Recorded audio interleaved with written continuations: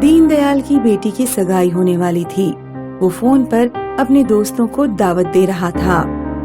ओए रंजीत, इस महीने की 15 तारीख को बेटी की सगाई है। तुझे सप्ताह भर पहले ही आना होगा। आखिर तू मेरे बचपन का यार है। यार इस समय यूनिवर्सिटी में एग्जाम चल रहे हैं, मेरी ड्यूटी लगी है। मैं ऐसा करता हूँ कि मैं शादी में आ जाऊंगा। ना रंजीत, मैं कोई बहाना नहीं सुनने वाला।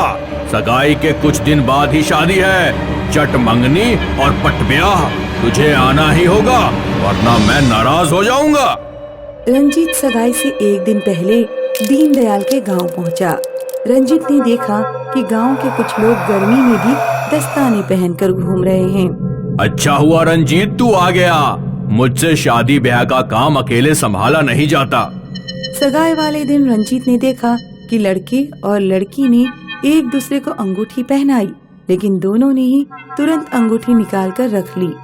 सोते समय रंजीत ने दीनदयाल से पूछा, यार एक बात मेरी समझ में नहीं आई, तुम्हारी बेटी और लड़के ने अंगूठी तुरंत उतार कर क्यों रख ली, और गांव के कुछ लोग इतनी गर्मी में दस्ताने पहनकर क्यों घूम रहे हैं?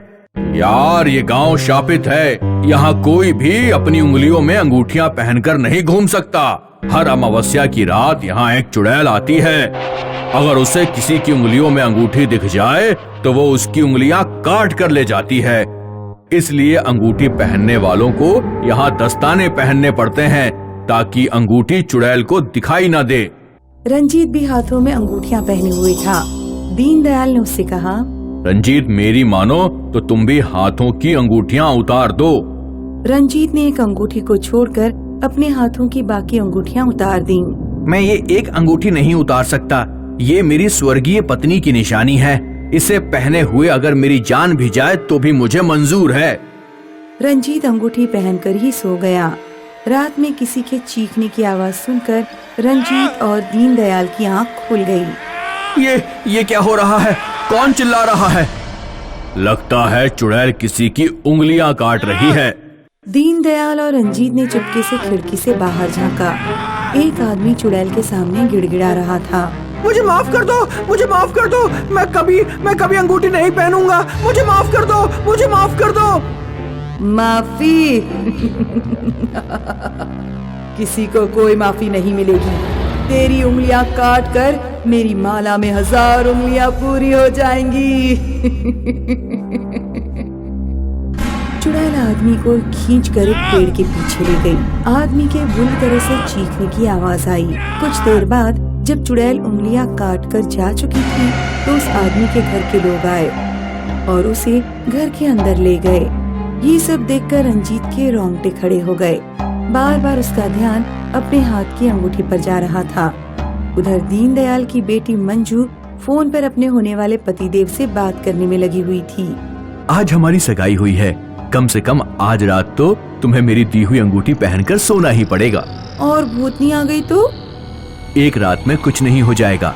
तुम्हारे गांव वाले चुड़ैल से इतना क्यों डरते हैं? हमारा नया रिश्ता बना है, इस रिश्ते की कुछ तो लाज रखो।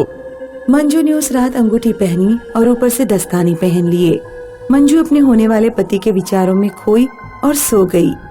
अगले अमावस्या की रात उसने अंगूठी पहन रखी थी और दस्ताने पहनने का उसे ध्यान नहीं रहा। उस रात दीनदयाल और रंजीत आंगन में सो रहे थे। अचानक मंजू की चीखने की आवाज सुनकर वे दोनों जाग पड़े। पापा बचाओ, पापा चुड़ैल बचाओ। दीनदयाल और रंजीत जब तक मंजू के कमरे में पहुँचे, चुड़ैल उसकी उंगलियां काटकर ले जा चुकी थी। पापा वो मेरी उंगलियां ले गई, मुझे दस्ताने पहनने का ध्यान नहीं रहा। दीनदयाल ने मंजू को संभाला और रंजीत चुड़ैल के पीछे गया, लेकिन कुछ दूर जाकर चुड़ैल गायब हो गई। दीनदयाल के परिवार में मातम छा गया। अगले दिन गांव में एक बहुत बूढ़ा बाबा आया। दीनदयाल और बाकी गांव के लोगों ने बाबा को अपनी समस्या बताई। मेरी उम्र 100 के पार हो रही है। आजादी से पहले ये गांव रतन सिंह नाम के राजा की जागीर का हिस्सा था। राजा का चरित्र अच्छा नहीं था। गांव की जो स्त्री उसे पसंद आ जाती वो जबरदस्ती उसे अपनी रानी बना लेता।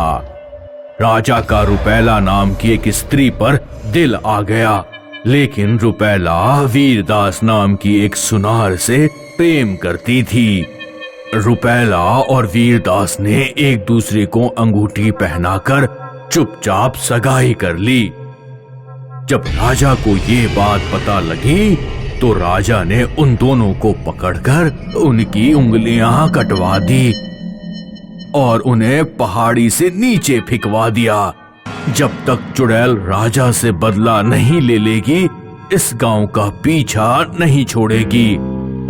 तुम लोगों में से कोई राजा बनकर चुड़ैल के सामने आ जाए, जब चुड़ैल राजा की हत्या कर देगी तो उसकी आत्मा मुक्त हो जाएगी। कोई भी गांव वाला राजा बनने के लिए तैयार नहीं था। आखिरकार रंजीत ने फैसला किया कि वो राजा बनेगा। अगली अमावस्या की रात रंजीत राजा जैसे कपड़े पहनकर गांव के बीचों बीच खड़ा हो गया। करीब आधी रात के बाद चुड़ैल गांव में आई। अपने सामने खड़े राजा को देखते ही उसकी आंखों में खून उतर आया। कितने वर्षों से मैं तुझसे बदला लेने का इंतजार कर रही हूँ। आज तेरा खून पीकर अपनी प्यास बुझाऊंगी। चुड़ैल ने चाकू निकाला और राजा यानी रंजीत की तरफ बढ़ी। उसी समय दीनदयाल ने एक छत पर से ढेर सारी धूल उड़ाई। धूल में चुड़ैल को कुछ दिखाई नहीं दिया। रंजीत को जमीन में खींचकर उसकी जगह एक पुतला खड़ा कर दिया गया, जिसके अंदर लाल रंग भरा हुआ था। चुड़ैल ने उस पुतले में चाकू भौंक भौंक कर अपनी पूरी भड़ास निकाली और हमेशा के लिए गांव से गायब हो गई। ये बात करीब 15 साल पहले स्कूल के दिनों की है। मैंने 11th क्लास में नए स्कूल में एडमिशन लिया था। नए स्कूल, नए क्लास में मेरे लिए सब अजनबी थे। मैं चुपचाप सबसे पीछे बैठती थी। इंटरवल में मेरी क्लास के सारे स्टूडेंट्स बाहर चले जाते थे, लेकिन मैं अकेले क्लास में ही बैठी रहती थी। कोई नहीं था जिससे मैं बात करती। एक दिन इंटरवल में जब हमेशा की तरह क्लास खाली था और मैं बैग पर सिर रखकर सो रही थी, तो अचानक किसी ने मेरी पीठ पर हाथ रखा। मैंने चौंक कर बैग से अपना सिर हटाया। मेरे बराबर में एक लड़की बैठी थी। तुम कौन हो? और सुबह तो तुम यहाँ नहीं थी। मेरा नाम शालिनी है। मैं भी तुम्हारी तरह अकेली हूँ। क्या तुम मेरी फ्रेंड बनोगी? शालिनी के रूप में नया दोस्त पाकर मैं बहुत खुश थी। शालिनी बहुत कम स्कूल आती थी और मेरे अलावा क्लास में किसी से बात नहीं करती थी। एक दिन शालिनी ने मुझसे कहा, आराध्या, आज मेरा बर्थडे है।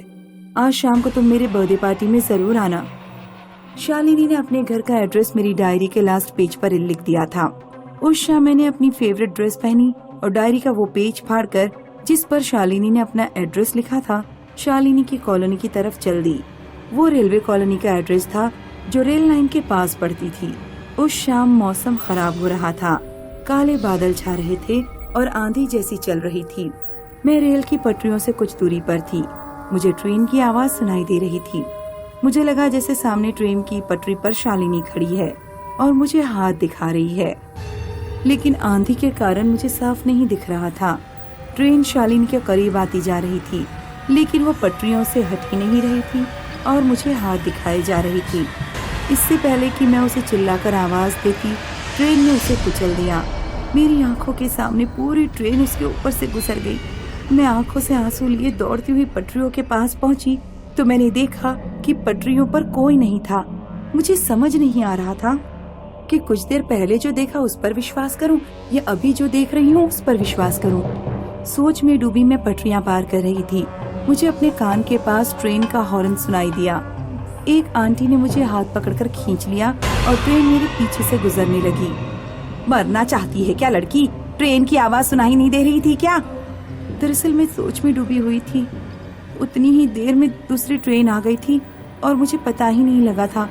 मैं रेलवे कॉलोनी में उस मकान नंबर पर पहुंची जो मेरी डायरी पर लिखा था। बाहर से ऐसा लग रहा था कि मकान के अंदर कोई है ही नहीं। मेन गेट खुला था। मैं मकान के अंदर गई, लेकिन अंदर का माहौल बिल्कुल अलग था। बर्थडे पार्टी की पूरी सजावट थी। गुब्बारे, झालर, सब कुछ लगा हुआ था। आराध्या, तुम आ गई? देखो ना, मैं कितनी अकेली थी। अब तुम आ गई हो तो मैं अपना केक काटूंगी। तुम बस 1 मिनट रुको, मेरी मम्मी ऑफिस से आने वाली हैं, मैं उन्हें लेकर आती हूँ। इतना कहकर शालिनी घर के बाहर चली गई। शालिनी का इंतजार करते करते मुझे 1 घंटे से ऊपर हो गया। मुझे समझ नहीं आ रहा था कि मैं क्या करूँ। आखिरकार मैं घर के बाहर गई। पड़ोस में खड़ी एक औरत मुझे अजीब तरह से देख रही थी। वो मुझसे बोली, कौन हो तुम और उस घर में अकेली क्या कर रही थी? मैं अपनी फ्रेंड शालिनी के घर आई हूँ। वो अपनी मम्मी को लेने गई है, आज उसका बर्थडे है। उसने अपनी बर्थडे पार्टी में मुझे बुलाया है। काफी देर हो गई, वो अभी तक वापस नहीं लौटी। तब मैंने औरत के मुंह से जो सुना, उसे सुनकर मेरे होश उड़ गए। 5 साल पहले इस घर में पूजा और उसकी बेटी शालिनी रहते थे। दोनों माँ बेटी एक दूसरे के लिए जीते थे। उनमें बहुत प्यार था। एक रात जब शालिनी का बर्थडे था, शालिनी ने अपने घर की खूब सजावट की। शाम को उसकी मम्मी ऑफिस से लौटती थी। वो अपनी मम्मी को लेने गई और रेलवे लाइन पर ट्रेन से कट गई। शालिनी की माँ ये सदमा बर्दाश्त नहीं कर सकी और उसी समय दूसरी ट्रेन आ रही थी और उन्होंने ट्रेन के सामने कूदकर आत्महत्या कर ली। तब से ये मकान खाली पड़ा है। मेरे हाथ पैर कांपने लगे और मैं तुरंत अपने घर लौट आई। आज मैं किसी को भी जब ये किस्सा सुनाती हूँ तो कोई मेरा विश्वास नहीं करता, पर मैं जानती हूँ कि मैंने शालिनी की आत्मा को देखा था और उससे बात भी की थी।